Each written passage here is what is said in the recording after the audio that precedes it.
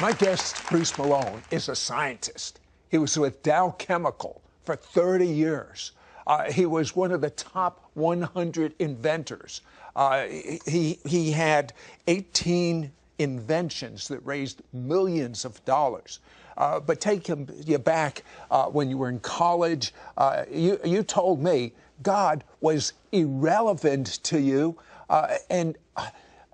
but you had a deadly virus, and because of this deadly virus, you came to your senses and became a believer in the Messiah. But what I want him to tell you as a scientist that could not possibly believe in creationism, that could not possibly believe that there was a worldwide flood, he goes to church shortly thereafter and he hears a lecture by a creationist. What effect did it have on you? Well, it shook my entire view of reality. I mean, everything I'd been taught said this earth is billions of years old, and yet this speaker was showing how fossils could not possibly be billions of years old. And the more I studied it, the more I realized that's true. I mean, if you think about a fossil, it's a dead animal caught in a rock layer. And yet, if you have a fish that dies in your aquarium, it doesn't turn into a fossil. It doesn't fossilize. It's just eaten up and deteriorates and turns into food for other animals. And so what makes a fossil then? In order to make a fossil, you have to have something die and be buried very deeply and very rapidly, and then lots of water flush through the rock layers as the sediment is turned into rock. And yet there are billions of dead things turned into fossils in the rock layers covering this entire planet. It's testimony that this entire globe has been deluged by an incredible flood in the fairly recent past. And what effect did that have on you? Well, I realized what I had been told about world history couldn't possibly be true, because the very rocks themselves don't match the characteristics of these huge time periods. But you also found out that this whole thing you believed, this theory of evolution, was false. Tell me one of the major reasons. Well, I'll give you two major reasons. When you go to the bottom of these rock layers that were laid down underwater, they were all laid down underwater, you find enormous gaps between every very different kind of creature. You'll find single-celled organisms and then starfish with nothing in between. How do you do that? How do you go from a single cell to a starfish and leave nothing in between? It's like it was created. There are starfish and lobsters and coral and different kinds of animals, very different from each other, with enormous gaps.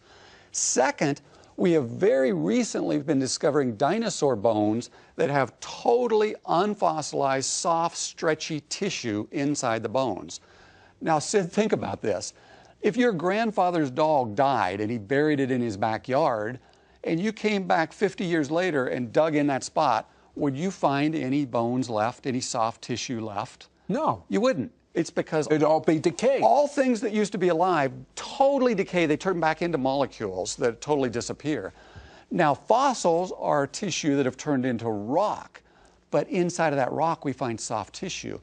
It can't be there unless those bones were buried very recently. And we have found dozens of these dinosaur bones with soft tissue in Montana, in Siberia, over in Europe, around the world, still with soft tissue inside of them. So where did we get the Earth is a billion years old or whatever? Well, you have to realize what's going on in science.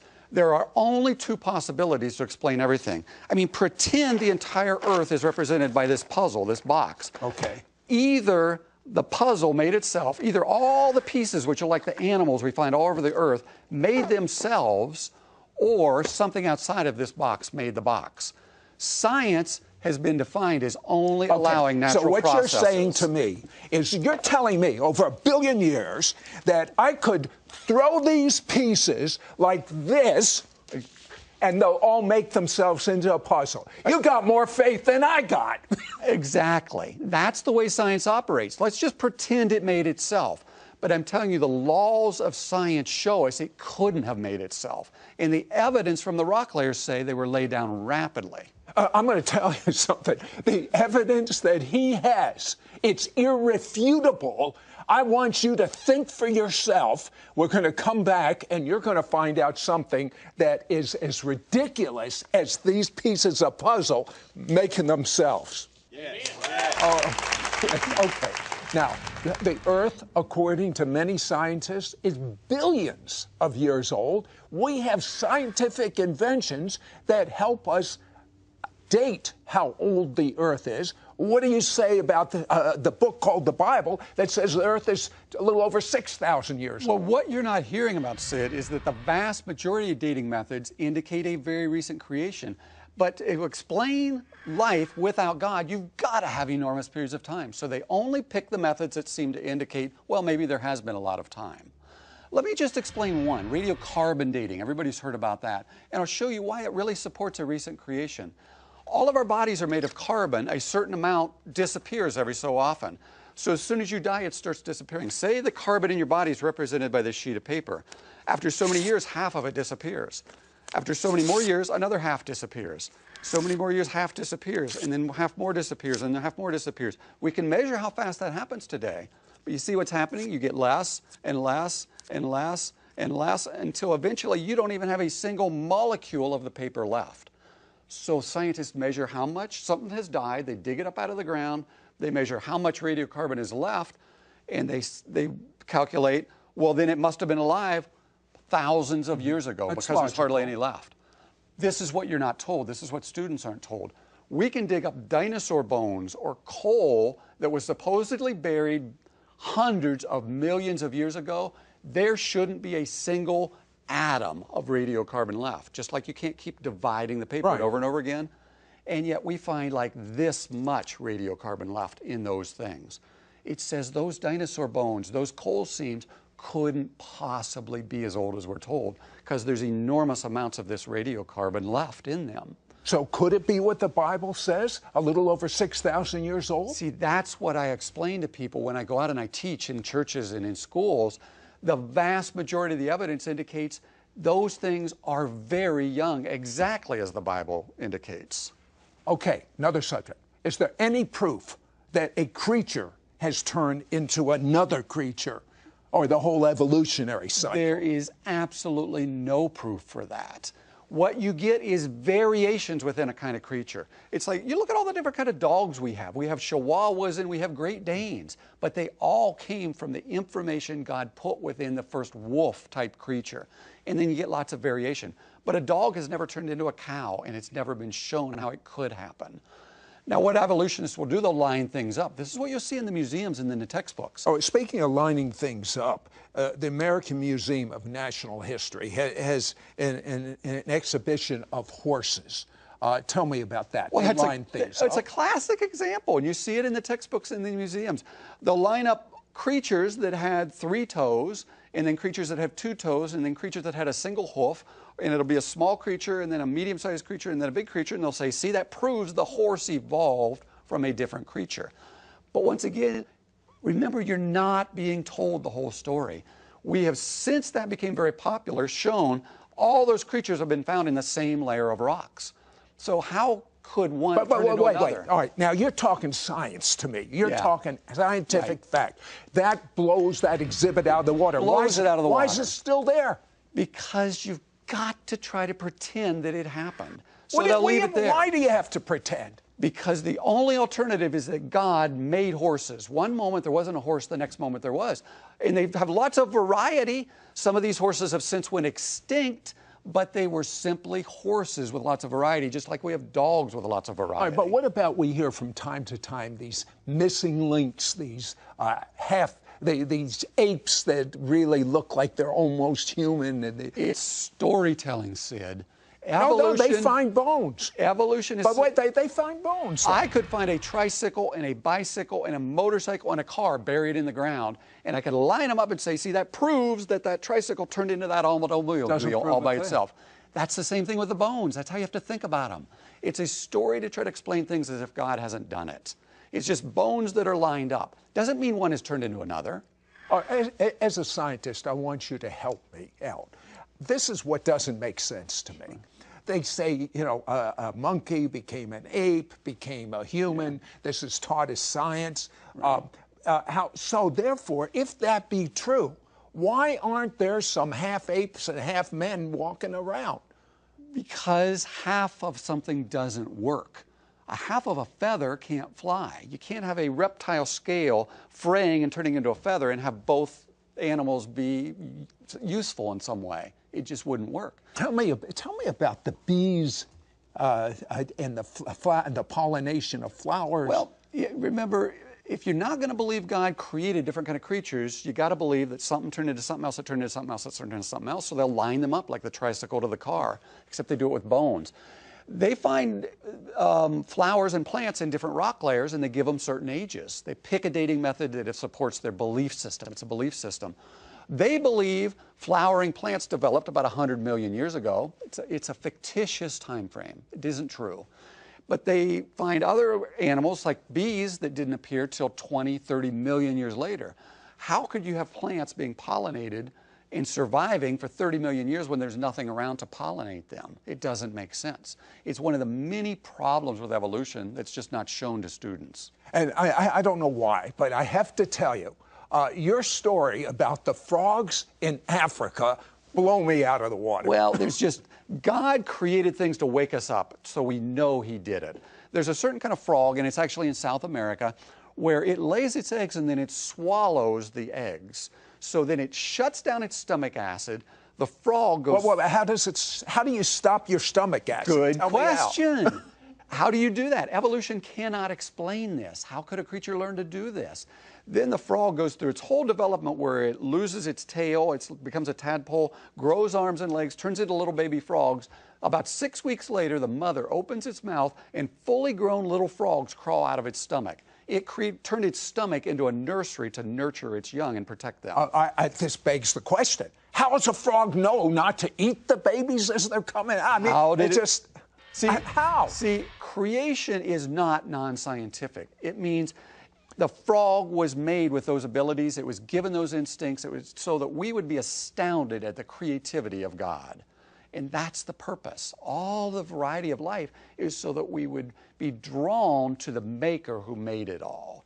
And yet we pretend it all made itself. But why didn't you see this as a scientist that said God was irrelevant? Why didn't you see these things? Because if you can take young children, and from when they're small children watching shows about dinosaurs, pour into them this idea of billions of years have always been around, and then line up things and pretend that it all made itself, and it's all they ever hear, we could become blinded to any other possibility. That's what's so dangerous about our American education. It's become indoctrination.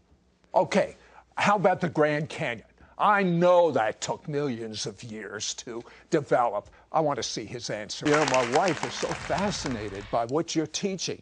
She's saying if you lived in Charlotte, she'd go to lunch once a week with you. But what about mutations?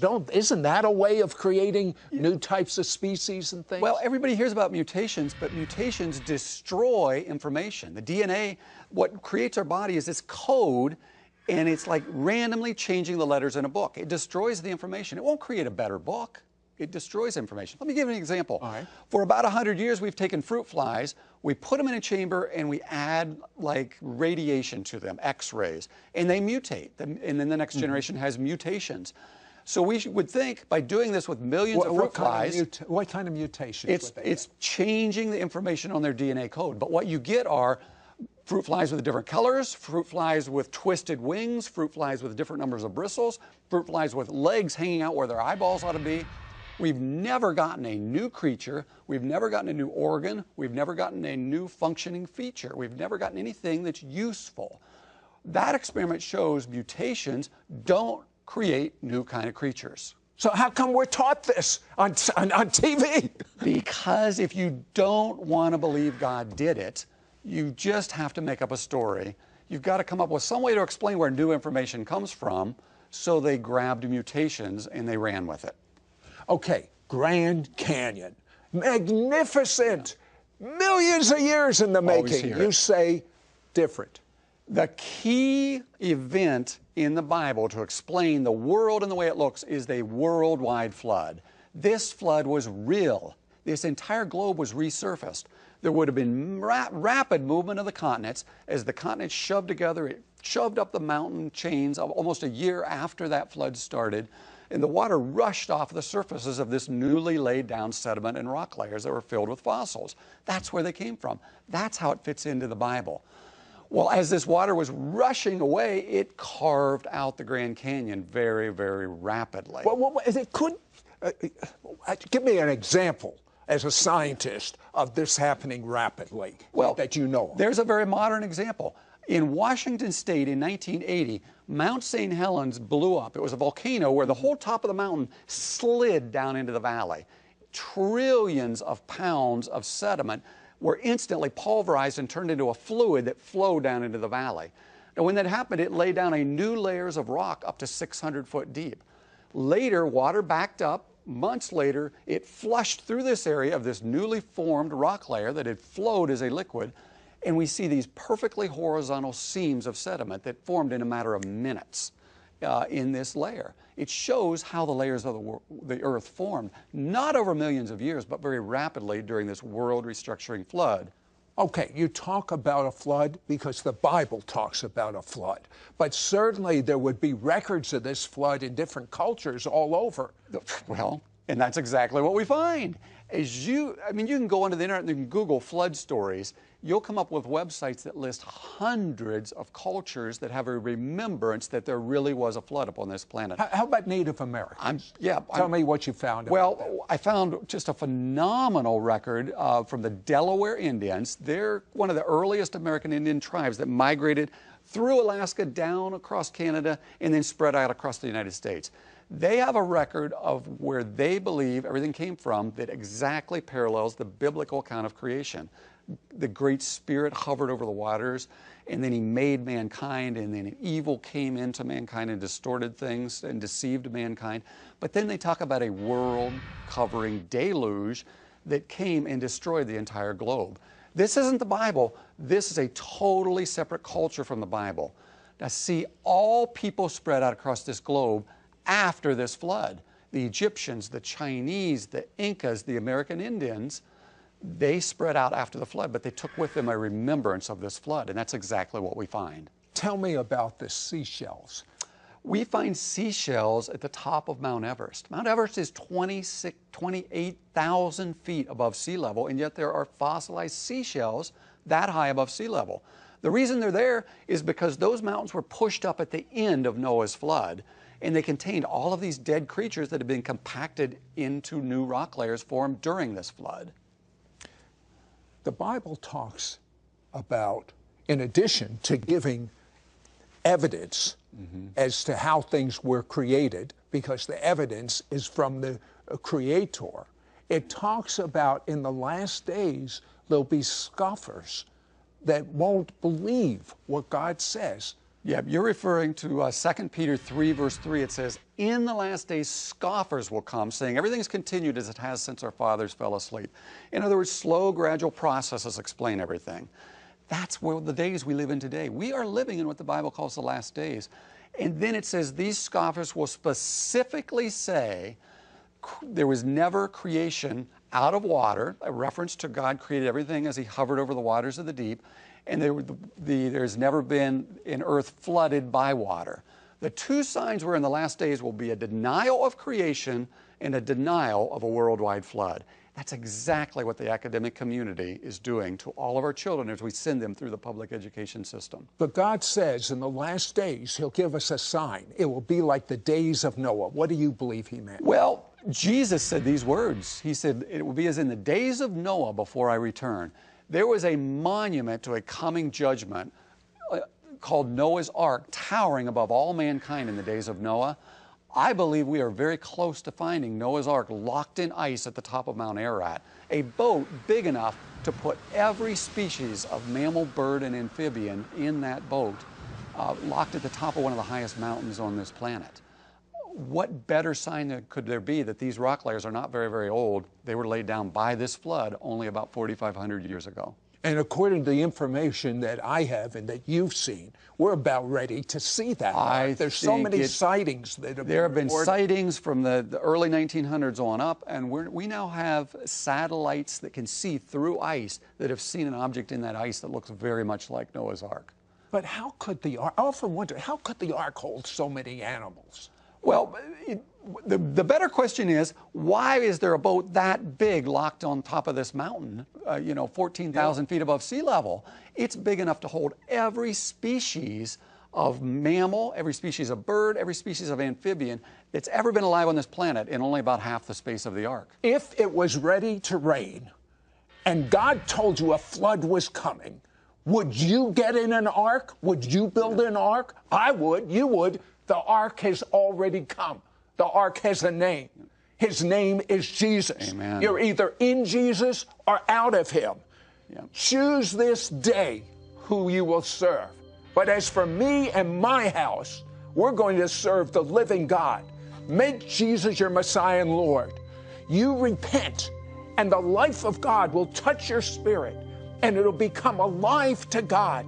And God says a miracle will happen. He will remember your sins no more. And you will be able to communicate with the living God. You will hear his voice. This is what you need now.